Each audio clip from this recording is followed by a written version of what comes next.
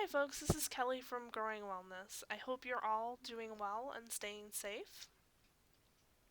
Here in Illinois, we are just finishing up our second week of stay at home orders with 4 more weeks to go. So, a lot of us are starting to get a little stir crazy and climb the walls, being stuck at home much more than usual. It's great that there is so much technology and so many ways for us to stay socially connected during this social distancing where we're not able to physically be near each other. But unfortunately, as much as we can still stay socially connected, there are aspects of actual in person socialization that we still are missing out on that we really truly need. Things like affectionate non sexual touch. Your nervous system needs that tactile input for your physical, mental, and emotional health. There's so many people, even before this, that have been touch deprived just because, as a society, we're not particularly touchy feely for the most part. And then, of course, even taking that piece out, there's individuals who, due to a past trauma, are unable to receive touch because it's too dysregulating for their system, and it brings back feelings of fear and being unsafe, and so they're not able to meet that need through having that physical touch. But the great news is there are some ways to help give your nervous system that input that it needs and that tactile sensation without actually physically touching another person. So while we're isolating in place, or even beyond this, if we're not able to accept physical touch because it's too dysregulating, here's some things that you can use to meet that need for your own health. So one of the first ways is through self-massage or self-touch. You can give yourself nice hugs, give yourself a little massage. I'll be doing another video later about some self-massage techniques that you can watch. In addition, if you have a pet, cuddle your pet.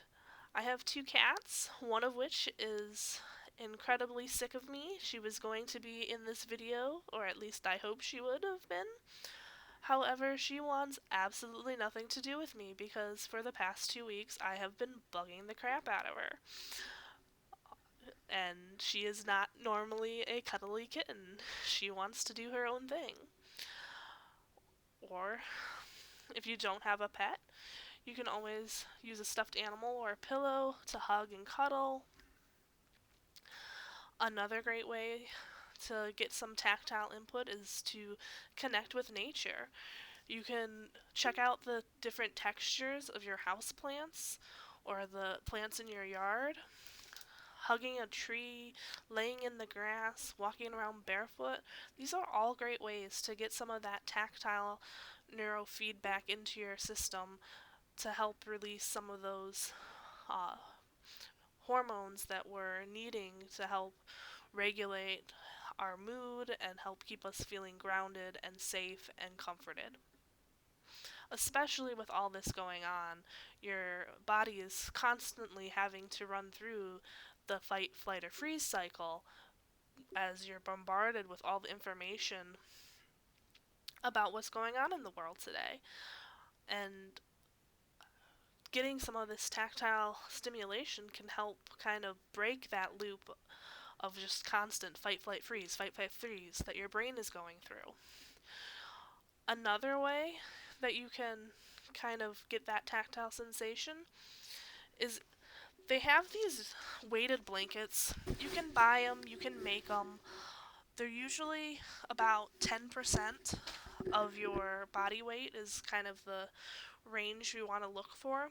They also have lap blankets with weights in them, and they have weighted vests and clothing, or compression vests and clothing, that kind of give you that nice tight squeeze. You can also just take a regular blanket, kind of wrap it around yourself like a burrito, get it nice and tight, kind of like for you parents when you swaddled your children as babies. It gives you that same comforting feeling. Doing something tactile, like if you have children or if you're an artist, you might have some clay or Play-Doh laying around. So play with it. Make little figures and shapes, whatever it is that you want to do, or just kind of smush it around. That's a great way to get some tactile sensation as well. You can kind of explore different textures, whether you have a soft fuzzy blanket or you have a wool blanket, running your hands back and forth over it. If you have some stones or marbles, kind of squishing your hands around or your feet around in them. You can even roll them on your skin. You can do things. Parents, you might have heard of some of these ideas for sensory play for your children, but putting things in a Ziploc bag and just kind of squishing it around, whether that's rice, beans, etc. Just anything you can do to kind of give yourself varied tactile input. Even something like taking a bath or a shower. Go ahead and concentrate on that feeling of the water on your skin, the temperature, and that input that you're getting, and really focus on that as you bathe or shower. You can also just go through an imagination exercise about a time where you received affectionate non-sexual touch that made you feel safe and comforted and cared for. Going through and imagining exactly how that felt. What was the texture? What was the temperature? What was the speed of that touch? Was it a hand going down your arm? Was it a hug? Who was it with? And imagining that to as much depth and detail as you can help trigger some of those neurological feedback loops that you had going on when you experienced that. Visualization is so powerful and can definitely, to a certain extent, replace some of that missing touch in our lives while we can't physically obtain it. So hopefully some of these ideas help you get that missing touch and tactile sensation into your life, so that when we come out on the other side of this, we're not just totally touch starved.